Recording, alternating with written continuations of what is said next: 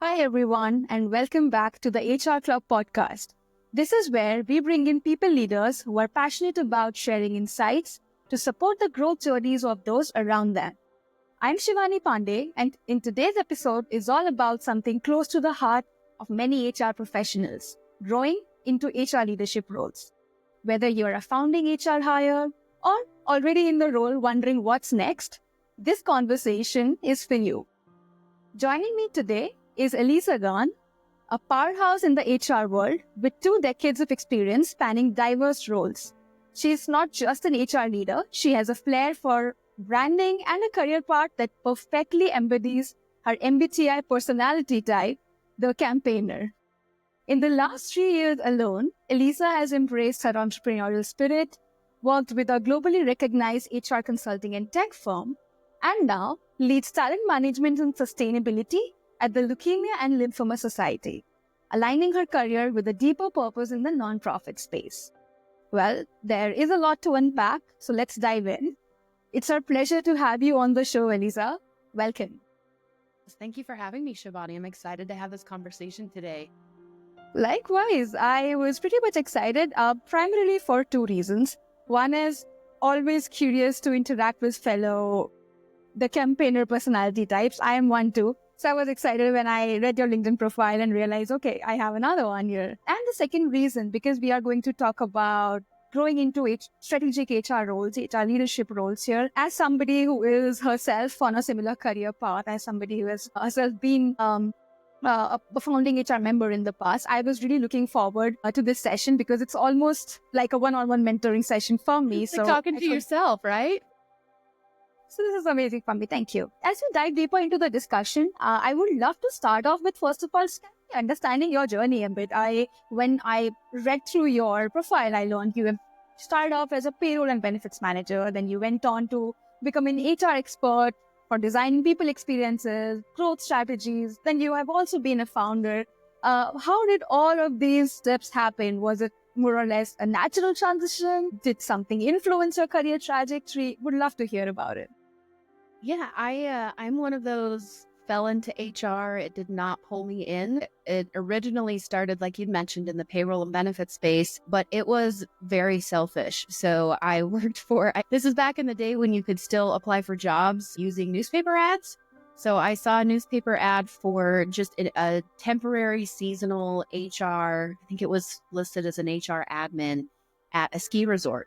So I live in Salt Lake City, Utah, which is one of the top places that people come globally for excellent skiing because we have such dry snow.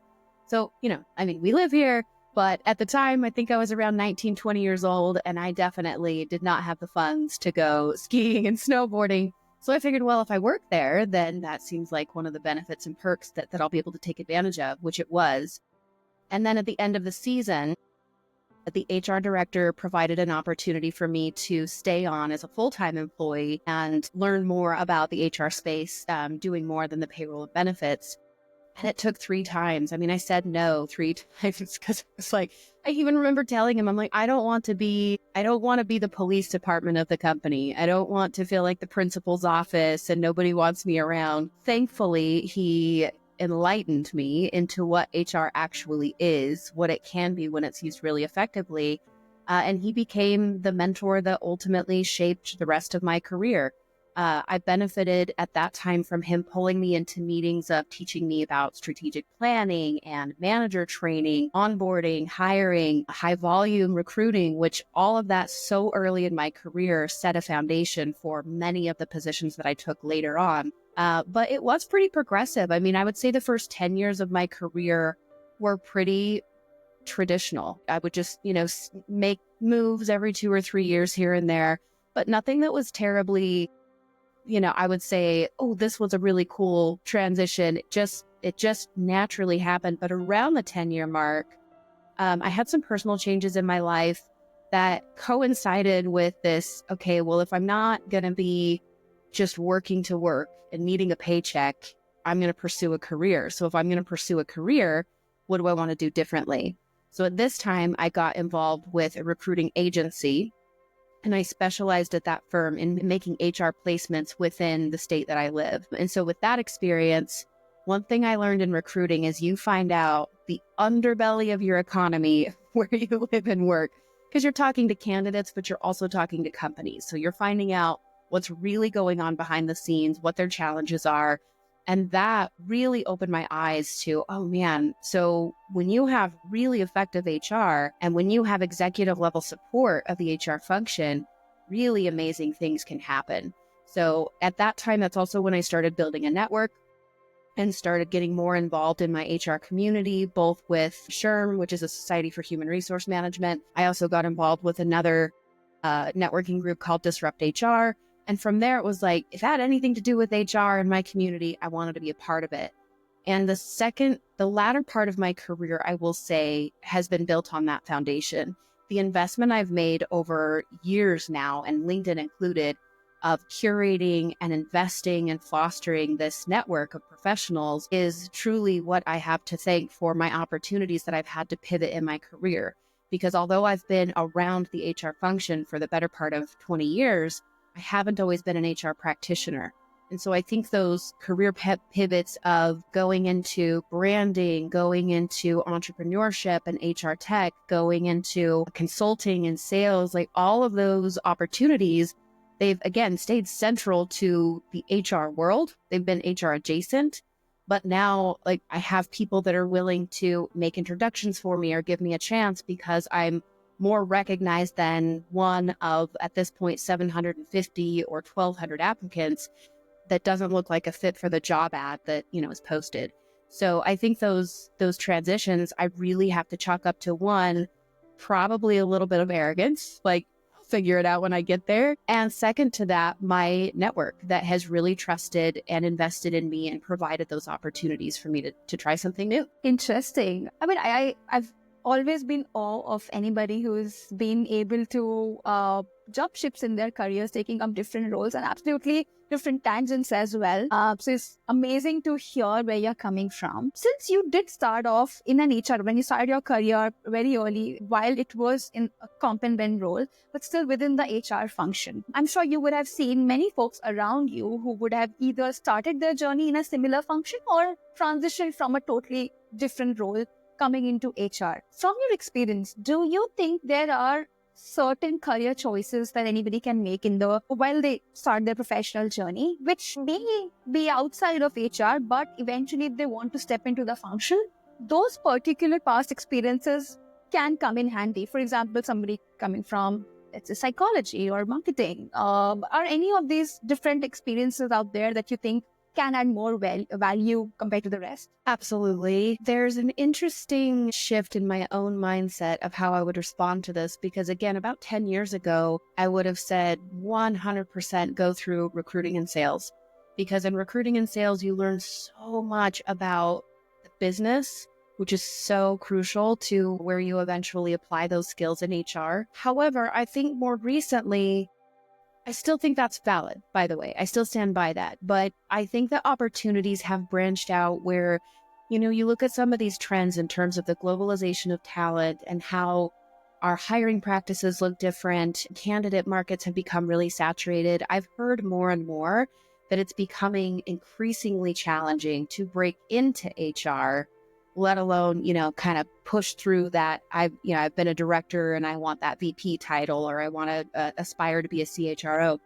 And so I think in more recent years, I would say a couple of the examples that you gave are spot on. Marketing is such a beautiful segue into HR for reasons that I don't think people would typically think. HR is not usually known as the well-branded, high-level communicators. I think we are, but we usually are not. But I do think that it's an interesting background in terms of understanding a lot of human psychology and understanding the mind of your customer. And I use the word customer all the time in my profession, because employees are customers, shareholders are customers, executives are customers. A customer is just the person on the other side of what you're selling. So marketing, I think, is a really, really excellent segue. And especially if you do have an employer that is interested in things, for example, like employer branding, or how do we advertise employment at our organization to be on par with leading the market, or sometimes even meeting the market. I use this analogy sometimes, which we can refer back to in our conversation, But in HR, I typically bucket the responsibilities in 3 different fields. So you have traffic cop HR, which is highly reactive, policy, regulation, risk aversion. These are like the traffic cops standing in the middle of the intersection, blowing their whistle, directing traffic, telling people where to go, but they're keeping people safe and compliant. There's a big need for that, but it's very limited. It's highly reactive. There's not a lot of time for that traffic cop to pause, stop traffic, dig up the sidewalk and install a traffic light to automate. Then you have city planner HR, and city planner HR are usually the slow down and think it through people. So these are individuals that often are involved in organizational development design. They could be a head of HR. Maybe it is a CFO in smaller organizations. But these are ones that typically have responsibility for budget, financial responsibilities, and overall structure and function of the company. But the downside to these individuals, or I should say function, not people, is they're often not totally directly aware of what's going on at that ground level. So they're not hearing the conversations, they're not as involved in employee sentiment. And so their ability to really understand what's happening at that base level in the company sometimes restricts some of the strategy that they're trying to incorporate. They often are involved in like merger and acquisition activities. So these are typically highly educated people, almost always have some type of an MBA or higher degree. And then you have mayor HR. And mayor HR is relatively new because, again, 10, 15 years ago, I only talked about traffic cops and city planners. But there's been this new wave going back to, the marketing path where there's more and more need for this, if you want to call it, face of organization. And so mayor HR people, and we'll assume the politics are noble in this example, and our mayor is a good person. But they are the ones that are out with the constituents, listening to their stories, kissing babies, shaking hands, understanding what's going on. And a big part of their role is making sure that this is the place for people to live and thrive, or in the case of the analogy, for work. And so oftentimes these are people that are close to talent management, recruiting, learning and development. They may also have, if organizations prioritize, they may have a position titled in employment branding, but their role looks very different than the others. They're typically more outgoing. Personalities like ours tend to align really well with the mayor persona. But when you think pull this all together, organizations often need all 3 of these skill sets. But what I see tend to happen is they think HR of what they learned in that CEO's MBA program. And a lot of what's taught in higher education HR is payroll, risk compliance, benefits management, and a little bit of organizational design, but it's not really taught in the holistic lens as far as how it's adapted and shaped over the last decade. So we're a little bit behind in executive expectations. We're a little bit ahead in terms of opportunity. And I think the meat in the middle is where professions like marketing or psychology, and sometimes, frankly, even finance, can help bleed through and bring those pairings together a little bit more. But I don't think there's really one traditional. I think anybody that comes from a function of business, I've seen some incredible stay-at-home parents that have transitioned into HR because they're incredible project managers, which is a huge skill set add. A lot of times they are, they have that toughness of, I can make hard decisions, but I also have the empathy to care for people. And so I don't know if there's necessarily one right or wrong, but a lot of opportunities to shift in if it's something of interest. Understood. I love the analogies that you shared, Elisa. And while some of it does resonate with what we would have anyway eventually talked about in the later part of our conversation, but since you have brought it up, I would love to dive a little deeper on that right away, just so our listeners don't lose the count and have to switch timestamps, because this is really interesting coming off to me. Since you spoke about these 3 kinds of people, or there's the 3 different kind of roles that an HR person could be playing, which is about either a city planner and the mayor. That's a very new analogy for me as well.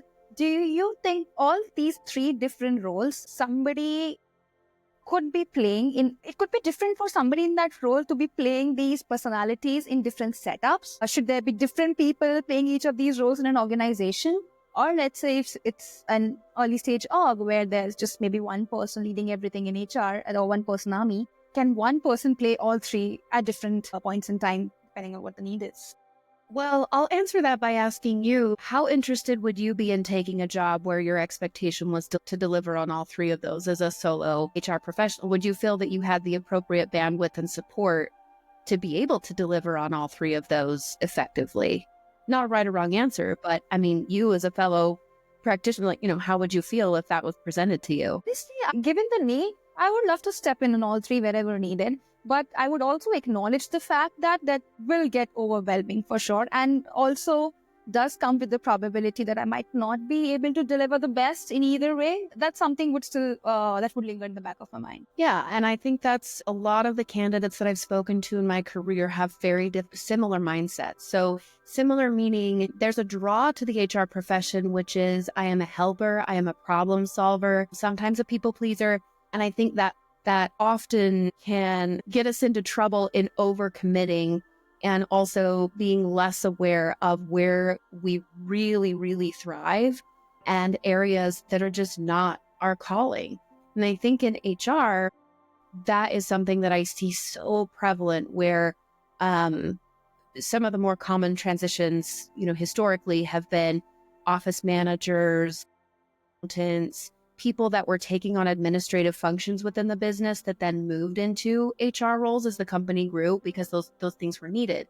And again, it was because what was needed was paperwork, new hires, kind of the administrative traffic cop parts of running and operating the business. And so for people that just sort of like blended into that role, that didn't have the opportunity to bring in the skills of the city planner and the mayor, often didn't really get the chance to develop those skills. So one of the big drawbacks in HR is it hasn't historically drawn in people that have high influencing skills, business acumen, consultation skills.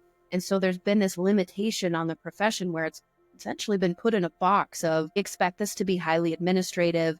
We're going to pay administrative wages, which is only going to draw a certain audience up to a certain point. And so when you break apart the profession to say, there's this function that's necessary, there's this function that's necessary, and there's this function that's necessary. When you're looking at an individual to deploy all three of those, it usually is ineffective. And here's often what happens. Somebody is hired to do all three, person's excited to do all three, company says, okay, we're going to pay you this. And immediately what happens is something reactive comes their way. So maybe they're getting an I-9 audit, or there's something going on, Janet parked in the handicap spot again, and I've got to send an email and deal with that. It becomes so reactive and overwhelming for the traffic cop duties to just keep the business running and operating that they lose that time and support to be able to do things that are more strategic in nature, which in turn creates this cycle of they're not strategic, don't invite them to strategic meetings. And then they're not getting invited to strategic meetings, so they're staying administrative. And so you see this cycle where it's unfortunate when you have the HR of one departments that don't have the recognition at the executive level that they have to help elevate the person to get them that exposure and experience to be able to work in those other functions. The other thing I'll say, though, is the things that draw somebody to the compliance and risk aversion and people helping part of the traffic cop profession is usually a very different mindset than what excites and brings to light a mayor HR person who wants to talk to people all day long, wants to understand and solve problems, and can also advocate and influence within many different circles, executives, stakeholders, board of directors. If you put a traffic cop mindset in a position of having to do a board presentation or shareholder presentation, it's often a short circuit, right? Like those people get so overwhelmed and it's usually not a good fit. So that's why I usually, when I was recruiting for HR, I would use this analogy with hiring managers and executives so often, because at the end of the day, all of them wanted all three, but they only wanted to pay for one. And it was so unrealistic in expecting one person to deliver well on all three. So we would use this analogy to understand, what is your priority? What is the biggest problem in your business right now? Do you need city planner? Do you need mayor? Or do you need traffic cop? And that at least helped me set better expectations with candidates to say, here's where the organization is today. They don't have policy. They don't have compliance. They don't have SOPs. They need help like protecting themselves right now. do that well, and there's opportunity to advance and do more strategic work, but they kind of need the basics right now. And then on the other side, it also helps set expectations with executives to say, if this is what you need, this is what you should pay for it. But as you grow and as that gets done, you might want to consider bringing in a candidate that, is more strategic or has higher education or brings in this, strategy executive experience. And then that way they weren't hiring somebody and be disappointed that they weren't able to deliver on everything that they think HR should do. In my area, in Utah, our market is primarily small, mid-sized companies. So we don't have a lot of large organizations, really even over 5,000 employees. So the predominant HR function here are small teams or HR people of one. And so this is very, very prevalent. And then it also, unfortunately, creates title inflation. So what you see with this is we're not going to pay an HR person to do all of the things, but we'll elevate the title. And so we'll call it a VP of HR and then give them those three functions and expect them to deliver on all three. But it's not actually a VP role. And so they are having the title, and then unfortunately they go to apply for their next job and they're applying for VP positions, but now they're underqualified because they don't actually have the experience that would be necessary for a VP.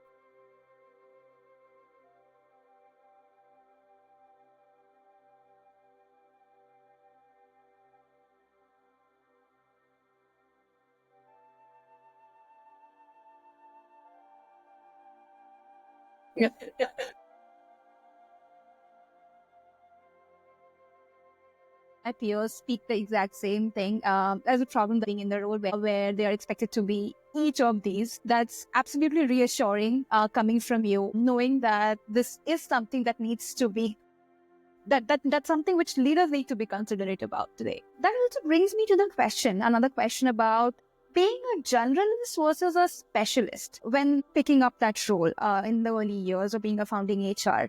Because in a setup where one person is expected to do multiple things, especially in the early years of an org, may or may not being a specialist be working there, or they might often be expected to be a generalist. What do you think somebody should be looking at or be making a decision when it comes to this position? Generalists and specialists are interesting. I feel like it runs in tandem with what's happening with technology. And I also don't think it's really limited or restricted to the HR profession. A lot of operational roles, so marketing is this way, finance probably less so. But when you look at support positions within the organization, this is really on trend with what you see happening in technology, because as technology enhances and can automate and do more, obviously there's the rise of artificial intelligence that is solving a lot of the administrative task work that historically has been a large part of the generalist position. You're seeing less emphasis, less HR organizational structures that have that traditional generalist model. So the more modern HR model, not right or wrong, but more common today, is you have centers of excellence and then you have business partners. So center of excellence would be, for example, your benefits specialist, your compensation specialist, talent teams, and then you have your business partners that support various functions of the business from more of that strategic consultant side. So this would be where some of those generalist duties used to fall. Oftentimes they're higher level, more strategic advisory. They're less, it depends on the organization, but sometimes they do get utilized for things like employee relations, or if things are escalating with performance management, they do tend to get involved. But more often than not, business partners today are much more of the mayor and city planner. So they're doing more of the proactive work with their business units that they work with.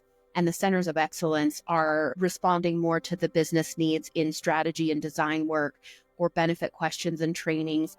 You'll also sometimes see the lower level kind of tactical responses outsourced altogether. So you might see, for example, a TPA, a third-party provider for things related to benefits, or you might have a hotline that people can call that addresses any of the generalist type questions of where do I find my W-2 kind of stuff. I'm not saying that's a right or wrong type of structure, but it is definitely more common because of this trend that we have seen where generalist it's just not as effective anymore because so much of the generalist duties have been refined, outdated, or automated. So for my background, I've loved being a generalist because I'm a dabbler.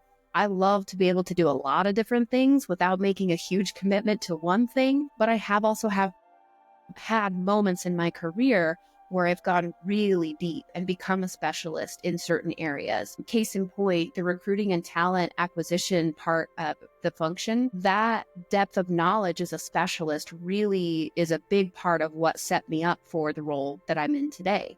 As a strategist in leadership over the entire talent management and sustainability efforts. If I didn't have that deep knowledge of that one particular area, I could still be an effective leader. I could still, help define strategy, but I don't think I would truly understand and connect what I know at a deep level of talent strategy. I'd be looking at it through, more of that breadth of knowledge rather than the depth of knowledge. I'll throw a little, I'm big on book recommendations. So there's a book that I read a few years ago called Range by, I think it's David Epstein. This was introduced to me by a mentor of mine, ironically, around the time that I was getting ready to start my HR tech company. And I loved this book so much because I saw myself in it in many ways. So this book, Range, essentially talks about what is the bigger value? Should you be a specialist or should you be a generalist? And the specialist route I'll spoil it for you. The book is much more in line with become a generalist because it allows more opportunity for innovation. I think this is so fascinating. It was one of my favorite takeaways from the book because I had never thought about it like this. I'm not a big sports person, I don't follow sports, but I know of them. And they use a lot of people, like athletes in various sports, and the contrast of those that have come to favor and really amplify their careers as a specialist, but then they also compare that to almost the jazz method that athletes come in that have done multiple sports or have varied backgrounds. And they also give a few other examples, non-sports related. But as I was listening to this book, because I listened to it on Audible. I wasn't reading it. But I loved this idea that when you come in knowing just enough about something, or sometimes not at all, and you think about new people that join organizations, the last time you started a new job, you don't know the culture, you don't know how meetings are run, you don't know where all the bodies are buried. You're just a new person that was hired for what you bring to the table, and you're now expected to come in and perform. But what a unique opportunity for you to rethink, why do we do it this way? Why is this the process? Why do we respond in that way? And so you're looking at it through the lens of, is there a better way, without having this almost hardwired training of that's just the way it is. That's the best practice. That's what I was taught. So I think that the opportunity of a generalist is, in my opinion, a really great place for the first maybe decade or so of a career, where you get to dabble, you get to experiment. The stakes are lower. You're usually not making as much money. If you lose your job, it's typically easier to find a replacement job at that level. Because once you start getting into those specialized roles and also layers of leadership, if you do make a risk, it's much higher risk. You might be able to benefit on the other side, but you're also risking a lot of that security and that stability along with those risks. So I don't think that I'm anyone to say that there is a right or wrong way to do it, but that would definitely be my advice based on own experience and the other candidates that I've seen throughout. Understood. That's helpful, Elisa. On that note, once let's say somebody has figured out their path, either of a generalist, specialist, to each to their own, what are certain things that in your experience you have learned that can help somebody in a founding HR role or an early career HR role to establish that trust and influence with team members, especially when it comes to leadership? What are certain things that come to your mind that you might have experienced and learned from?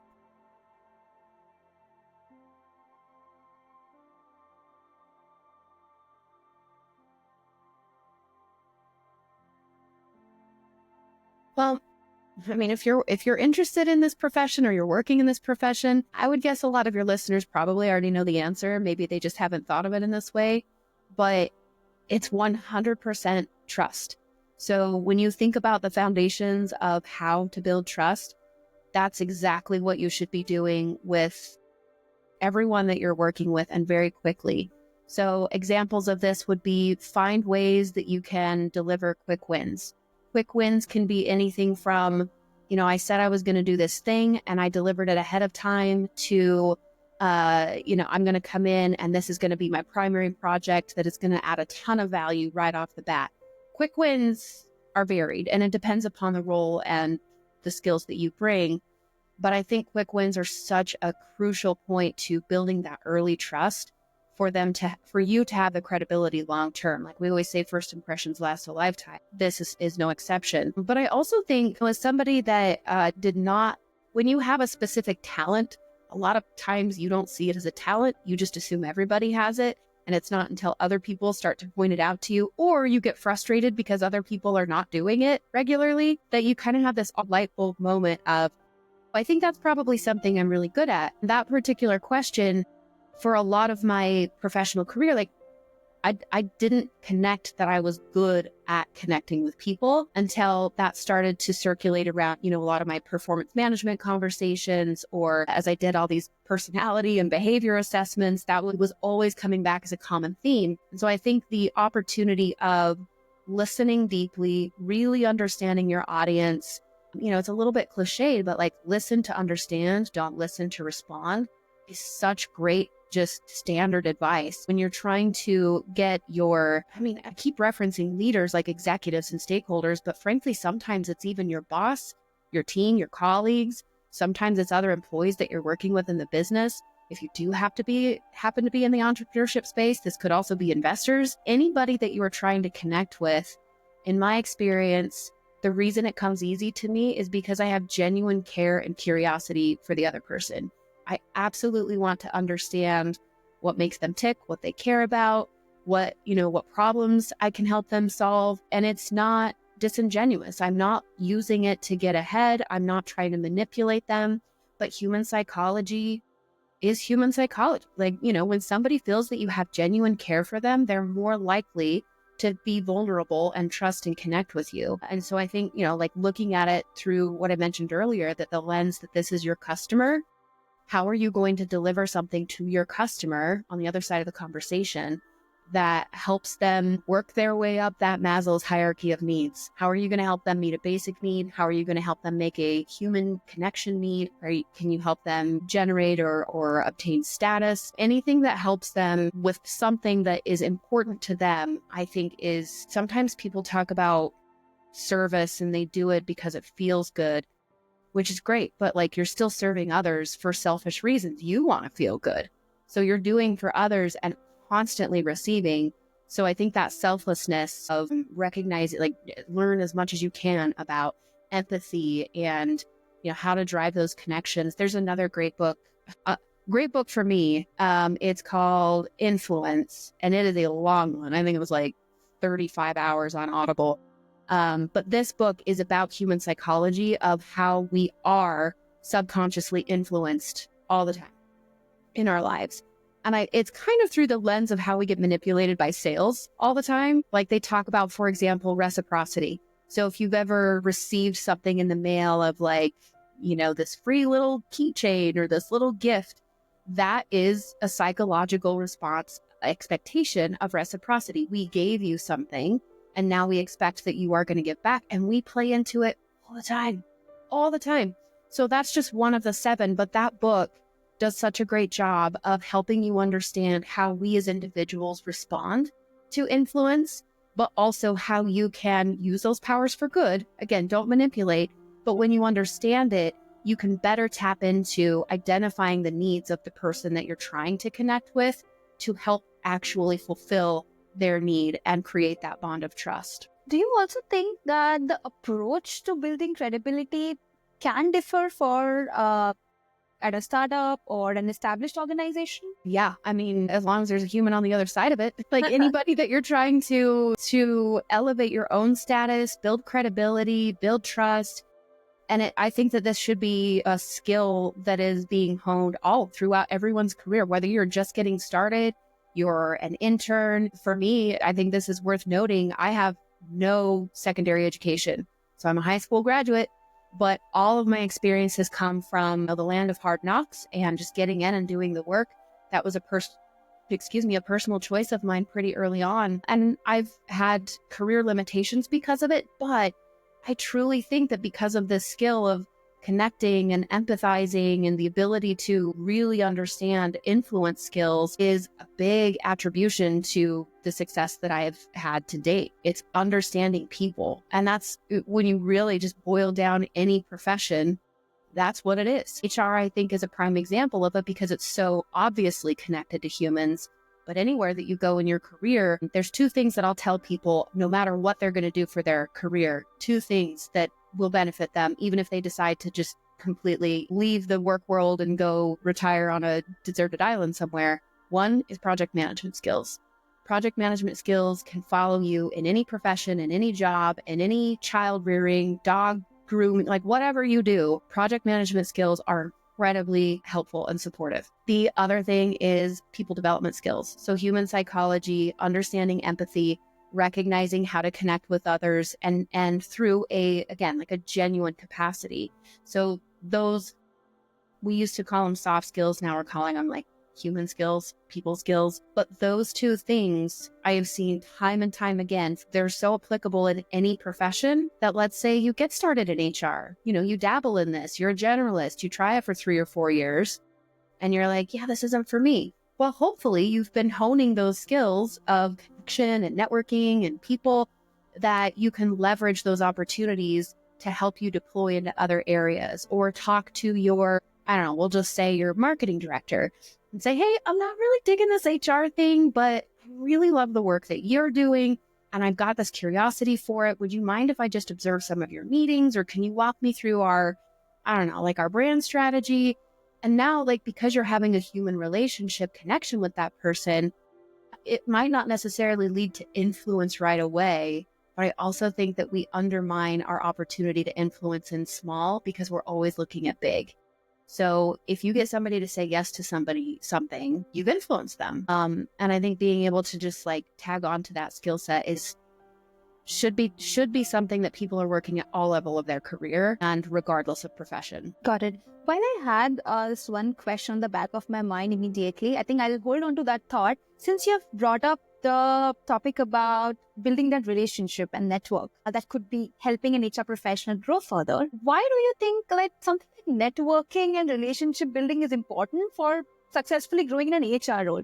Particularly, have you yourself come across any ways beyond attending HR conferences or maybe let's say LinkedIn connections that might have worked out well for you?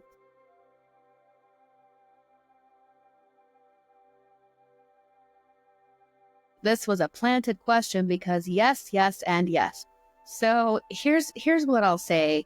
I feel like I've harped on it throughout our entire conversation this morning or today, but networking is all about making connection with people, and it is critical to everything that you do in your career and your life. We are wired for human connection. We are not meant to be on this planet alone. Even if you're an introvert, it might mean that you express differently in terms of how you want to connect with others. It doesn't mean that you want to be life of the party and you want center of attention, but human connection is still very, very important. When it comes to networking, skill set wise, I feel like a lot of people that I've met in my own networking, I hear from so many HR professionals that it's difficult. It's difficult to get outside of, the workplace because I'm constantly responding to everything. I've also heard that it's hard for me to make connections. I don't like small talk. I'm not sure how to approach others.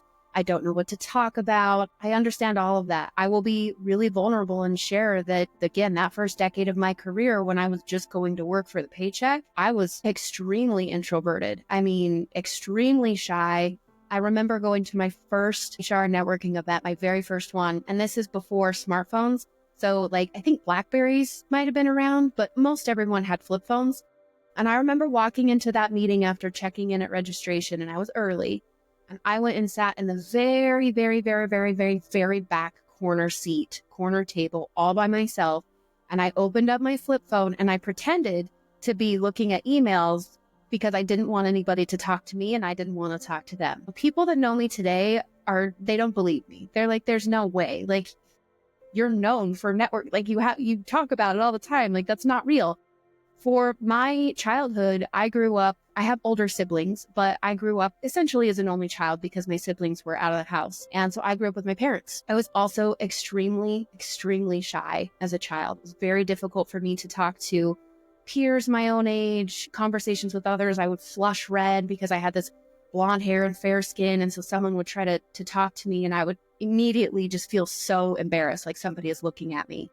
I also really struggled socially. High school, middle school, those were not good years for me. I was bullied a lot. I was teased a lot. I didn't have a large group of friends. I played soccer, but I wasn't involved in a lot of extracurricular activities. So for most of my coming of age years, what I didn't know I was doing at the time was I was learning how to observe. So I wasn't having a lot of vocalized conversations with people, but I was watching behaviors. So I would watch how people would interact. I watched a lot of movies, and I learned about acting skills of like, this is how you portray this emotion, or this is what that emotion looks like when somebody is, when you're responding to something that just happened. And in moving through my career, when I got into recruiting and sales, at least at the agency I worked at, it was sink or swim, 100% commission, no safety net. You either made money or you didn't. And I had to figure it out really quickly. And this is where I started focusing on, okay, well, nobody knows who I am. I at least want them to recognize my name when I call. So this is when I started getting involved in networking groups like SHRM, Disrupt HR, and started making myself more visible, which in turn grew my confidence. And so when I was doing this, I found opportunities to volunteer and get involved, and I was adding value. And all of a sudden, people were coming to me like, you're so great at this. Would you be willing to do this? Can we ask you to do this? Which again, just kind of became this cycle of building confidence for me and allowing me to feel more capable of approaching others and building my own inner confidence. So as that started to happen and the networking, like this is circa 2014, roughly, I started getting way more involved in LinkedIn. So LinkedIn in 2014 was, you were only on there if you were looking for a job. There was no social networking aspect. People were not on there every day checking posts. There were no influencers of the time. But for me, I took this approach of I'm going to post every single day a job that I'm working on and try to throw in a joke or a meme, because this is when memes were becoming really popular. I just wanted to make a quick connection for people. If they were scrolling and looking for a job, I wanted them to look at what I had to say. That started very small. I think I had about 320 connections at the time. And then over the course of what's now the last 11 years, I've built that network up to, I think I'm around 34,000 connections, followers. And the way that I utilize that platform has shifted based on the way that I'm approaching my network. So at first it was, I want to entertain. And then it kind of evolved into a need something. So I would use it a lot for, hey, we're running an HR conference. I'm looking for vendors. I'm looking for speakers. From there, it kind of evolved more into short, quick little snippets of advice. Like, I'm in recruiting all day long. If you're a candidate looking for a job, here's some things to consider. And then that eventually evolved into more long form content. So then it became more storytelling and analogies and metaphors. And right now it's kind of a mix of all of that. Like, it's whatever I'm feeling. I don't have a strategy. I don't put up some big content map and say, this is what I'm going to post. I just post things that I feel. But I will often get asked a question related to networking, going back to your original question, as well as how did you do this on LinkedIn? And there's not a special sauce. One is consistency, for sure. They say that all the time. But the second one is add value. Like over time, your audience will find you and people will get so frustrated because they feel like they're starting at a disadvantage, or they'll post something really heartfelt or great advice and nobody responds to it. And then they give up because it didn't have that response. But in building a network, it's not a one and done. It is a consistent act of putting yourself out there, being vulnerable, being who you are, because the last thing you want is for somebody to connect to a not real version of you. But that, to your second part of the question of, how has that benefited me? I'll share a brief story because I know we're getting close to time, but I apologize if I shared this with you. But like in some moments, I feel very arrogant for this approach in retrospect. But at the time, I was just like, I've got to try something different. So here's the story. I had just left, like put in notice for my very secure VP of HR job. And I was so excited because I was taking this big leap into joining a tech startup. It was a HR tech company that did kind of like a competitor to Bamboo HR for those that know that platform. And so I was coming in. I was so excited about this job because it was going to be a blend of sales and public speaking and advocacy and product knowledge. And I was also getting in relatively at the ground floor. And so it was one of those, you get to wear all these hats and do all these things. Had equity. I was so excited. So it's getting closer to the start date. And I'm getting nervous because I haven't heard from the CEO, my boss that had hired me. And it's a few days before. And I check in like, hey, when do you want there? What should I plan on? How can I prepare? And I get a response that's essentially like, hey, I need you to hang in there for another week. We're having some struggles with our funding. It's all good. It's just going to take a little longer than we planned. And part of me coming on was from the funding that they were getting. So not exactly what you want to hear, but I'm like, okay, I'll take a week. I'll go reorganize my closet or whatever I did.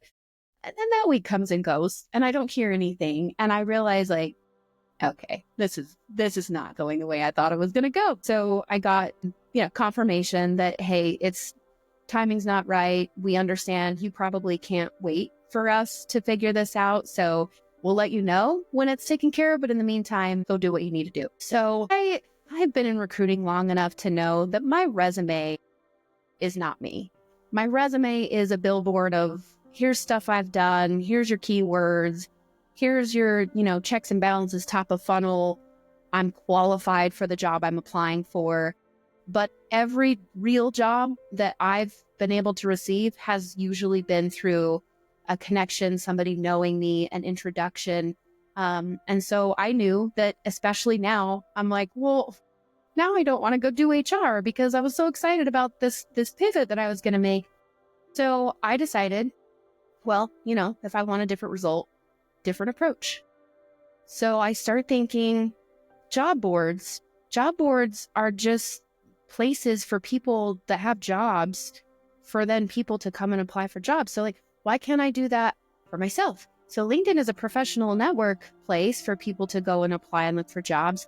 But what if I take my resume and turn it into a job ad on these job boards with a disclosure of like, you can apply to hire me?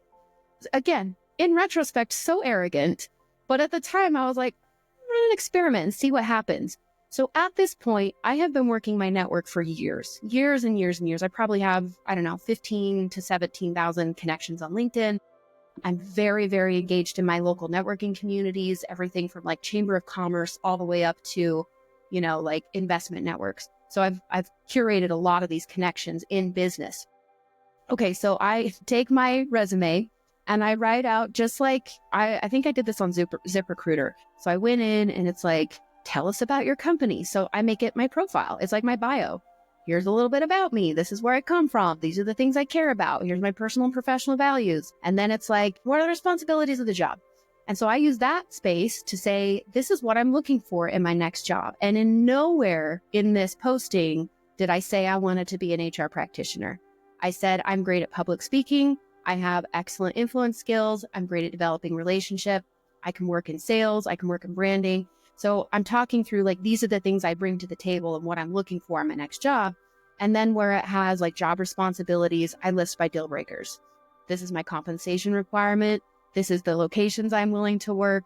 Like these are, I don't want to work for companies in these industries, etc. So that was part one of the experiment was I'm going to post this and see what happens. But part of the experiment was also to document it because I was sharing this actively, like building in public on LinkedIn as I was doing this. And so I was like, hey guys, I don't know if this is going to work and it's probably going to be taken down immediately, but here's what I'm doing. So it was posted, I think, for just under 48 hours. And it was amazing. Like this was such an amazing experience. So I have shared this story with so many people and a few have tried to do it on their own. It's not the same thing. This was years ago. They've kind of locked down on, posts and quality assurance. And also this worked for me because I have invested years into my networking. This would not have worked had I not done that work ahead of time. So fast forward the end results, and I posted this because I was documenting in Excel every single interview I had, all the flow of, I was managing my candidate process. So the results were I had over 58 interviews in 3 weeks, because one of my rules was I'm not going to say no to anything. Because I'm pivoting, I'm going to be open to anything that comes my way, even if I know I don't want to do that. I'm still going to have the interview. So 58 interviews, 3 weeks. I would be on my way driving to one interview, taking a phone interview, like on the drive. It was intense. It was more than a full-time job. It was like startup life. But the cool thing about this was I was presented with opportunities I never would have considered. And eventually it did lead to the job that I took, which was I can't remember the exact title. It's on my LinkedIn profile, but I believe it was a VP of brand or something like that, brand and design, for a benefits brokerage. So again, never would have even thought to apply for that. But here was the secret in the sauce. That job didn't exist. They saw my posting, heard about it from somebody else in the organization that worked there, forwarded it along to the CEO and founder and said, hey, I know this person. She's got an incredible network in HR. You should talk to her. And they created the job for me. So, the power of networking and the power of really investing in yourself and knowing this is what I'm good at. This is where my opportunities are. And being willing to take just enough calculated risk.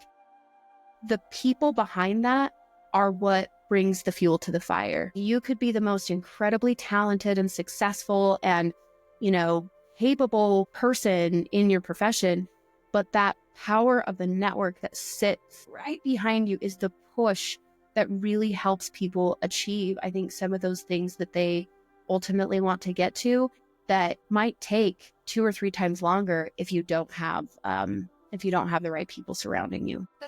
That's not just a lot of insight into building a network or relationship building, Elisa. Lessons one-on-one for brand building and job hunting. That sounds really amazing. I'm sure anybody listening here, not just HR professionals, regardless of the role or the function or the title, this is going to be really helpful insight for a lot of our listeners. I would like to shift gears a bit here and would love to understand your insights on how do things play around when somebody in an HR role, when an organization is shifting gears, let's say, evolving into a more growth stage organization, larger setup. What challenges do come in for somebody trying to grow into leadership? Because when we talk about the transition from HR as an administrative function to a strategic partner, let's just say it's easier said than done. So what according to you are the biggest obstacles that you think prevent HR folks from taking that strategic seat? I would say 2 things. First thing, there's something that I refer to as intern syndrome. So the reason I call it this is this often happens in psychology. It's an unconscious bias that we have, where this also is one of the words that's near and dear to my heart. One of my personal values is what's referred to as Sonder. It's Sonder, Sonder. And Sonder essentially means I am aware that other people have sense of self that is just as diverse and vast as my own, but I think especially at work, sometimes what we do is we're the center of our universe.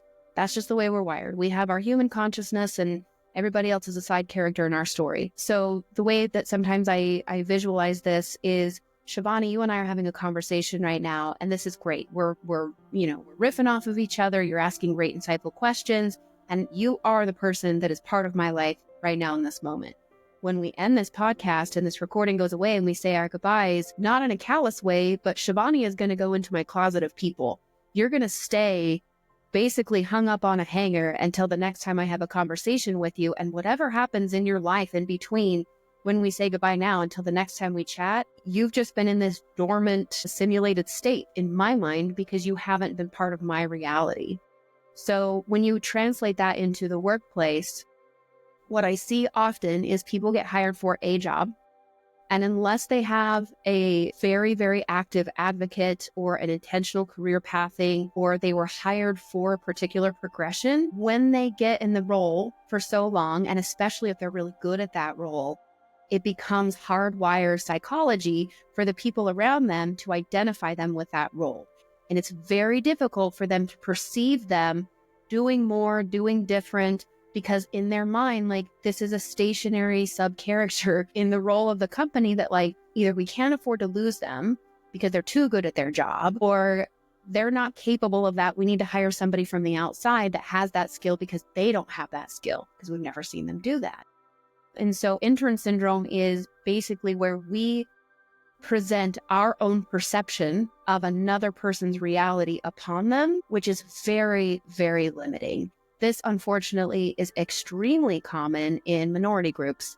Women, of course, but people of color are exceptionally prone to this because, you know, like we did the diversity hire, we've got them in our report numbers, but that's all I know that they can do. And they usually have a harder time investing in those relationships within the business to create that advocacy. And so oftentimes, like, HR is another example of a profession that is exceptionally prone to this. So that would be challenge number one. Challenge number two, I think, is kind of translates to some of our conversation thus far, where it does depend upon the expectation of usually the CEO, oftentimes the executive C-suite, in terms of what the HR function is and the value that it brings to the organization. If you work in a company that even through that phase of growth, like we're getting bigger, still has the understanding that HR's role is compliance, risk averse, keep the lights on type stuff. One of the things I would always use, this was one of my tricks, was asking, CEO or my boss or whomever, how do you, like, what is the biggest value HR brings? And as soon as they said human capital or overhead, like, there were certain keywords I would listen to that it's like, okay, if they're saying that, I know that my function is a traffic cop. And the limitations there, you have two paths you can take. You can take the love my job, I want opportunity here, I believe in what we're doing, and I fit. And that path is usually an opportunity for you to become an advisor to your boss, your CEO, whoever is making this decision, to show the impact that HR can have in a higher capacity. So for example, trying to pull from experience here, but okay, so here's one. So around that time that I was going from HR job mindset to, okay, I want a career, I had approached my CEO during that time. We were a small company. We only had about 120 employees. But during that conversation, I had been on maternity leave, but working from home part-time. And he's like, I really need you back full-time. And I said, okay, I'll come back full-time, but I want a director title. I want to be part of the executive team, and I want this compensation, which, by the way, was super ballsy for me at the time. Like, I look back on that now, and it was another one of those job posting situations where I'm like, oh, what did I do? Like, I couldn't breathe for 30 minutes after the meeting. But what was so fascinating to me, because this is at a point where, again, I'm still pretty shy. I haven't had a lot of success. I haven't been doing the investment in networking. But in this lunch conversation with my boss, he looks straight across the table at me after I rattle off all these things that I want. And he's like, okay, is there anything else? And my response to that was, all I had to do was ask.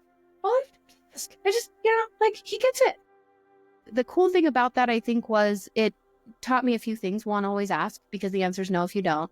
But the second thing was, he saw value and potential in me that I didn't even see in the role. He was kind of one to help me along the understanding of the opportunity that HR has when aligned to the business strategy. The other path you can take is, I'm at a dead end. They'll never value me. They're not seeing me the way that I see myself. I'm not having those opportunities for growth. Then, probably already know the hard choice you need to make. But then it gets complicated, right? Because we have bills to pay. We've got to provide for our family or ourselves. And it's not as simple as, I don't want to be here and I want to go find another job. There are complexities to that. But if you make it up in your mind that your potential is not going to be served at the place that you are, you're not a tree. Move. So even if you have to be staying there while you're there, you can start doing things to lay the foundation. If you're not ready to start applying for jobs, or if you're not getting response to job applications, do some volunteer work within your community. Look for board spots that you can get some leadership experience, because there's a lot of boards you can serve on for free that, in exchange, you're getting titles and experience of board level positions. SHRM is a great example of that. Another thing that you can be doing is start attending networking events, start investing in your network, look at opportunities on digital platforms. Maybe you want to become a content creator on TikTok and talk about, whatever it is you're trying to rebrand yourself as an expert for the next job you're looking to. But I think the point is, if you are struggling to get ahead in your career and try to break into leadership, for whatever the reason, like, it's a you problem. It's not somebody else's problem to solve. It's not your company's problem to solve. It's not your manager's problem to solve. Those are tools that you should be going to help you get what you want. And you need to, of course, have the business case and the skill set to be able to do so. But nobody is going to care about your life and your career success like you should. So the advocacy that you need to have for yourself is partially rooted in the confidence that, again, make the ask. And second to that, be self-aware as you can be. Ask for the hard feedback, take the hard feedback, but put it through a lens of, like, the emotional lens of, if it's being shared with love, it's probably softer. If it's being shared through, something that's not love, the possibilities it's going to be a little bit harder. But understanding what you view of yourself and recognizing the brand that you have externally, I think, helps drive that self-awareness. But yeah, at the end of it, nobody is going to take control of your career except you. Absolutely agree. With that transition where we spoke about from administrative to strategic, there's one more aspect that plays a part that I often hear from a lot of my peers is transitioning from the mental model of trying to do 100,000 things with low impact to a few things that have high impact. Do you think there's some sort of a mental model that you can suggest that somebody can follow to know where do I really invest my energy as an HR leader? Yeah, and it's delicate too, right? Because if the little stuff isn't getting done, sometimes that impedes your ability to be able to do more of the big stuff. But model-wise, again, not mine, but one of the quick ones that I've used is just like a 4-box prioritization. So looking at one axis being how important is it, one axis being how urgent is it, and then plot the work that you need to get done within those respective quadrants. And frankly, if it's urgent, but it's not important, that's the danger box. So that's where HR tends to put most of the hours in their day, is in the stuff that is really, really urgent that needs to get done right away, but it's not important. That's the email to, Janice, who's parked in the handicapped spot again. It's urgent, needs to be taken care of right now, but is it ultimately going to have a business impact if I don't address it? Probably not. So if I'm investing my time in that quadrant, then I am limiting my opportunity to look at the not urgent but important quadrant. That's typically more of your strategic work and your bigger impact projects and opportunities. And so I think this is from Franklin Covey. I'm pretty sure it's their model. So if your listeners are interested in getting more deeper into that and like how you make those assignments, that's a great recommendation. But once you have the prioritized items, I feel being more strategic means being more intentional with your time. So what you say, if you say yes to one thing, you're saying no to something else, and vice versa. So time blocking has become critical for me in my strategic roles. I have got to assign, like, this is project time, whether it's heads down, thinking, reading, researching. I have got to schedule that time. Otherwise, I end up in that reactive mode of, people scheduling time with me, responding to those emails. And then I ended up in the spiral of tactical.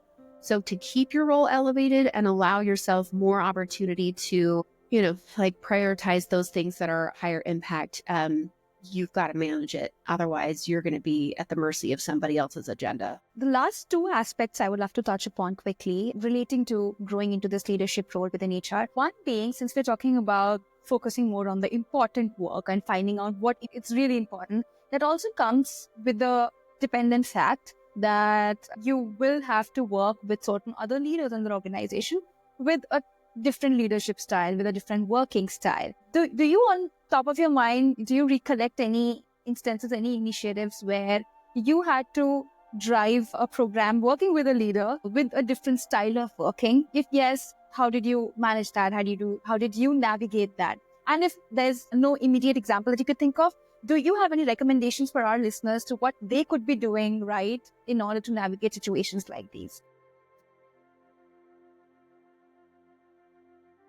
Yeah, I think I'll pull from my experience actually with my startup. So, what's interesting about startups and entrepreneurship in general is it's usually fueled by passion. So, like you have an idea or you have a solution or you've got a product that you have to have the passion because that's ultimately, because you're not getting paid. Like, what drives you is what you're going to do. The requirement to collaborate and work with others, it's not always necessarily like a department or, another leader in the company. But I will say some of the challenges were my investors.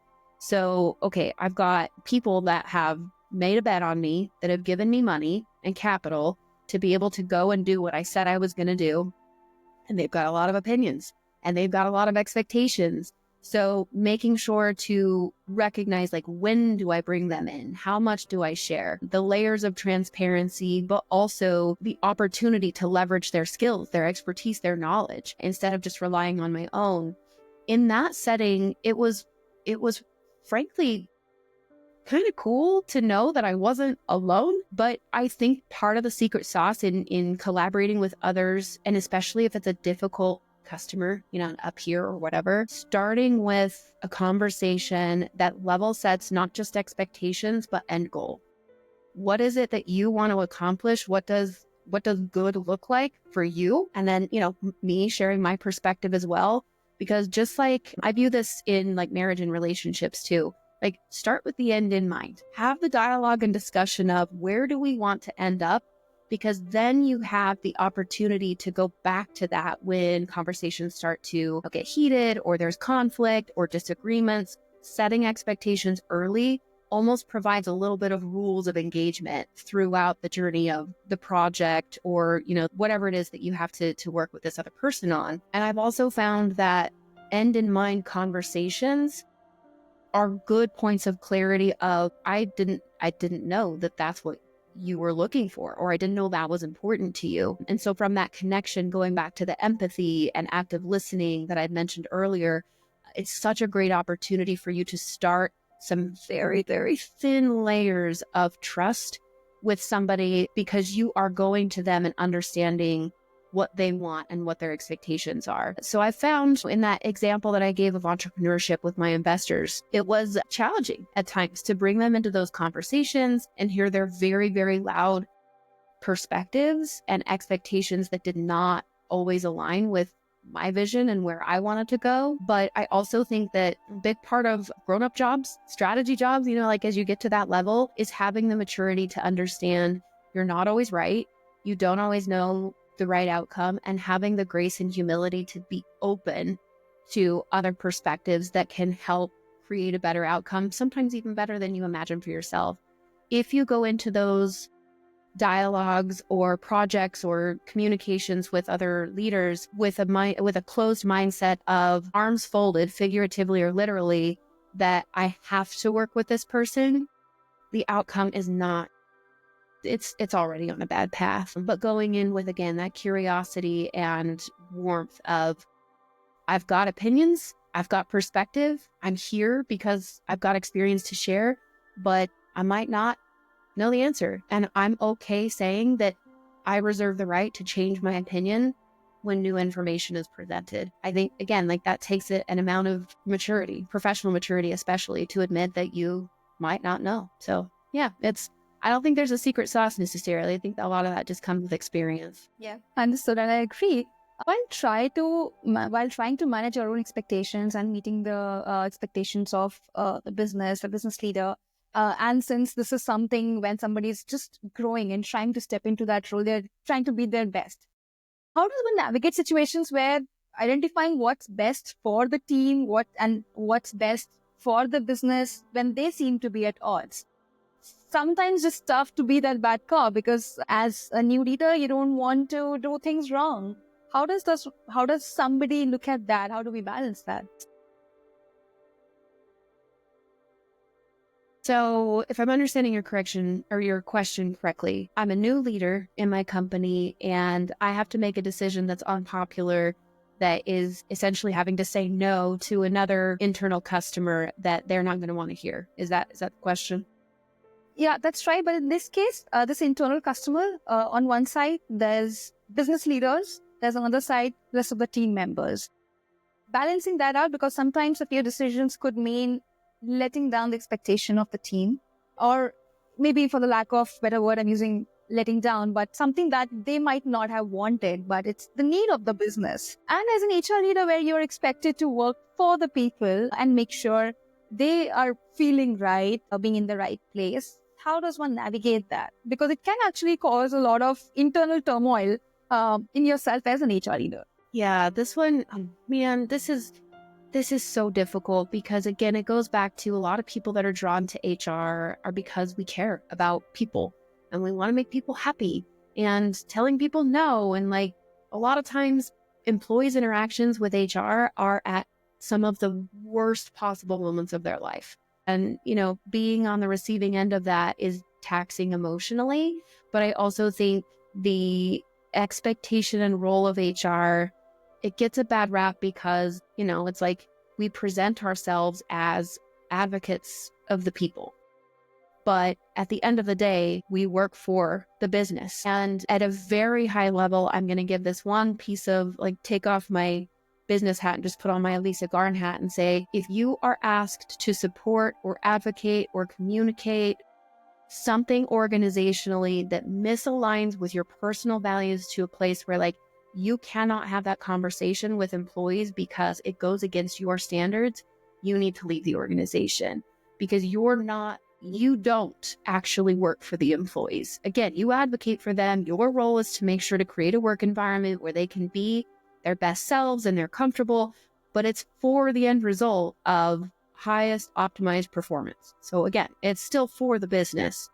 So if your leadership or stakeholders or investors are expecting communication to channel down through to employees that is illegal, unethical, or misaligned to how you want to present, again, you need to make the choice to leave. That organization needs to bring somebody else in that is willing to do that, or pay the consequences otherwise. You do not want to tag your personal brand or your own personal risk to something that disagrees with who you are as a human. That's where I see a lot of HR people build up this callous of, I used to love HR because I love people so much, and now I absolutely hate people. It's usually because they are in a values conflict. So that's primary big umbrella advice there. The other side of it, though, you're having to share something unpopular. Perfect example of this. I thankfully haven't had many of these, but I have had to be the communicator of layoffs, reductions in force, employees that are negatively impacted by a restructuring, and having to sit down and have those conversations, sometimes one at a time, sometimes virtually, sometimes based on the organization, just being present in the room while somebody else says it. Believe it or not, employees never want to hear that. So that, I think, is a good example to pull from in terms of look, the business has made a decision that it needs to make in order to move forward in its life cycle. A business it's not a warm body. It's just an entity, and it doesn't exist without the people and the decisions happening within it. So if the organization does have to make that hard decision and you are the one that is now tasked with the communication, part of it is a little bit easier if you've been included in the decision-making process. So if you know some more of the particulars or the talk tracks of this is how it came to be, this is why we're moving in this direction, sometimes it can help you better inform the why. But in my experience, when sharing negative news that people don't want to hear, they think they want to know the why, but really they're processing a grief cycle, right? So they're going to go through a variation of how they receive the news. And I think our role as HR professionals is to deliver the hard stuff that needs to be said with as much human empathy as possible, right? So try to understand the impact. I think the opportunity you have, especially in a senior role back up, is, okay, I can be the channel of communication down, but if you hear it and you have concerns, you have a responsibility to push back and say, it sounds like decisions are already made, but I have some questions. I'd like to understand how we thought through this. I'll give you another perfect example of this. There was an organization that was getting ready to do a policy change that it highly impacted our remote workforce. And at least at this company, our remote workforce was primarily people of color. So this policy was intended to overall, like big picture, it was great for the company. It made sense. It made us more scalable. I didn't disagree with the policy, but the decision that was made did not include me. And when I was told, like, this is how we want to change the policy, my opportunity here was to now become a consultant. I'm now a business partner. I'm an advisor, and go back to that conversation and say, help me understand why we're making this policy change. Great. Check. Understood. There's a business reason. So how was this decision made? Well, we talked to a few different departments, and that's why we're coming to you. We need to get it in the handbook and communicate it out. Okay. So there's a couple of things we need to consider here. One, if we make this change as is, the way that you've brought it to me, it is going to create a disparate impact on a large population of our employees who happen to be in a minority protected class, which puts the company at a potential risk. I'm not telling you can't do it, but my job is to advise you on the risk versus opportunity. So if we do this, the potential, if this group decides to pursue a class action lawsuit, could result in fines of X. If you feel comfortable taking on that risk as a business leadership team, I will go and do as said, but you need to be aware of the risks associated with this decision. Well, obviously those big numbers were scary and nobody likes to hear the word lawsuit. And so we were able to have a deeper conversation of, okay, I understand this is your end result. Let's figure out a way that we can make these adjustments without having this initial impact. And we were able to look at a different process change that still got their desired result, but didn't create that risk to the organization. We did still have to tell the employees bad news, right? Like there was things that were being taken away from them in terms of a change in some of the benefits and reimbursements that they had. So it still wasn't well received, but we were at least able to articulate, this is why we need to do it as a business. And I've always been a big advocate too. When you deliver bad news to an employee, help them through their grief cycle. But at the end of it, they have a choice to make. And if they don't want to stay, this is not what I signed up for, then I think we have an opportunity to support them on their exit. But I think HR is much more about bad news than good news, unfortunately. I'm certain a lot of us needed to hear that as a validation of what you just shared. With that, I reach the last question of our conversation, as much as I would love to keep this conversation going. Also, in the best interest of your time as well. The last thing I would want to understand from you for our listeners is, what's one misconception do you think about an HR's role as a people champion that you wish more leaders understood?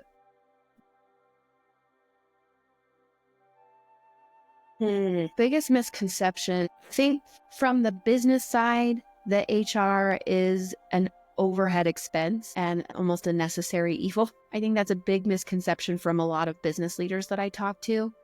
Or that we are combative or the no police, right? On the HR perception, in terms of like how we view ourselves, I also think that we sometimes get into a mindset of we know what's best for people and we want to solve their problems. We want to tell them what to do because we know. And for anybody listening that has a parent like that has told you your whole life, like, do this, don't do this, go here, don't go here, play this sport, go to this college, because I know that it's going to be what's best for you. When you are a recipient of that kind of language, it is not empowering. And if anything, it's very belittling and it creates distrust. And so I think that's a big misconception among HR professionals, is that we should be telling people what to do because we know from our lens how to protect them or how to make their lives better. But in reality, we should be putting on our customer-centric hats and listening to these people to understand what their needs are, and then building and creating processes aligned to our business goals that meet those needs of the individual. So meeting employees where they are. And then I would say the biggest misconception on the employee lens, either one of two polarized sides. HR is your friend. We're never your friend. We can't be your friend. There has to be a restriction between our relationship of employees. And I'm not saying like you can't go to lunch with people kind of a thing, but we can't be going out to happy hours and sharing the gossip from the day-to-day stuff that we're dealing with. We cannot, in good conscience, use employees or other colleagues as our outlet. Employees have that benefit, right? They can talk amongst themselves and they can badmouth their manager, but we have a stewardship that has a higher level of expectation than many of our other employees. So A, not your friend, but B, not your enemy. We can be a huge advocate for employees, but we also cannot take action on things that we don't know. So I would say my counsel generally to all three of those groups is HR is not universal. I think a lot of it is dependent upon the individual and their particular philosophy and how they view the role of HR, and also how it's deployed at the organization that you're working in. It's not going to be consistent from company to company to company. And part of that is because the complexity of people. I bring my own thoughts and beliefs into my job and my role, just like the team that I lead. But if I were to go work at another organization, I would probably look a little bit different. So holistically, I think that misconception is we're capable of more, but we also have to be ready to take on action on that bigger calling.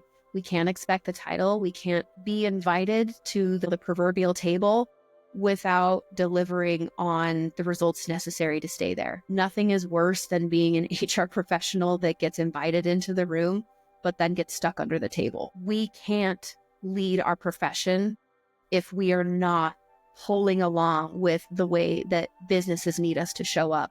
So generally speaking, we're capable of more, but we also need to do more. With that, we reach the end of our conversation, Elisa. This chat has not just been insightful, but with all the theories and analogies that you have shared, it has indeed been an enlightening one as well. Thank you so much for your time today. Oh, you're so welcome. Thanks, Shivani. Thank you. And to our listeners, I hope today's conversation gave you some food for thought on small steps that you can take to grow into HR leadership. If something resonated with you, share it with a colleague or connect with us on LinkedIn. Thank you for tuning in and see you next time.